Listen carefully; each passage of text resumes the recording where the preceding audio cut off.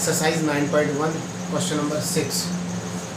A 1.5 meter long boy standing at some distances from a 30 meter tall building. एक building है, for example वो 30 metre है, ये given है, और एक बॉय हाइट है उसकी 1.5 metre.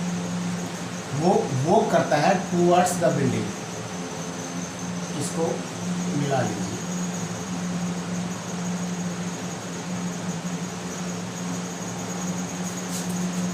Towards the building, angle of elevation from his eyes to the top of the building. This is the top of the building.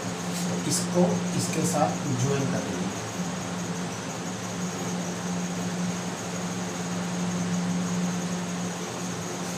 तो angle of elevation 30 to 60 degree. ये angle है 30 degree और ये angle है 60 degree.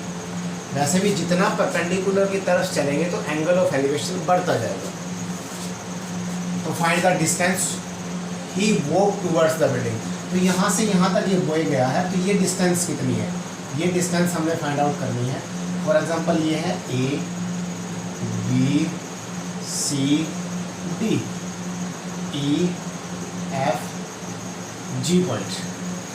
तो ये distance हमने find out करनी है कि ये कितनी दूर यहाँ तक गया है. तो यदि मैं BD में से BC लेस कर दूं तो आएगा हमारे पास CD. चलिए करते हैं. तो इसमें गिवन है AE is a building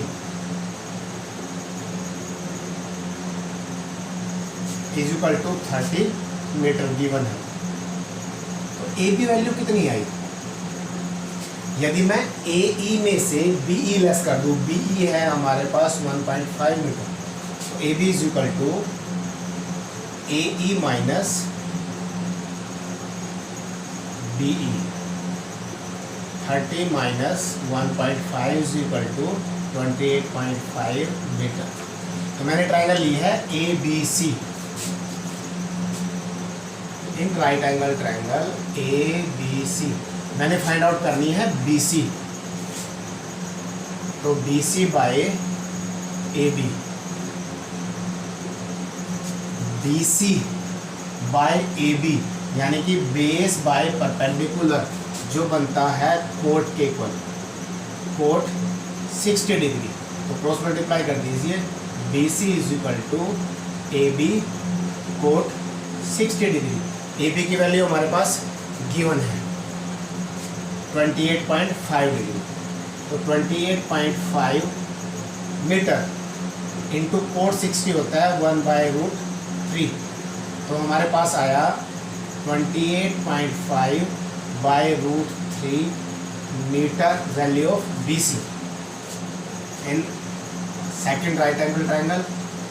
in triangle ABD जो लार्ज राइट एंगल ट्राइंगल है, सेम निकाल लीजिए BD अपॉन AB. वो बना हमारे पास कोट.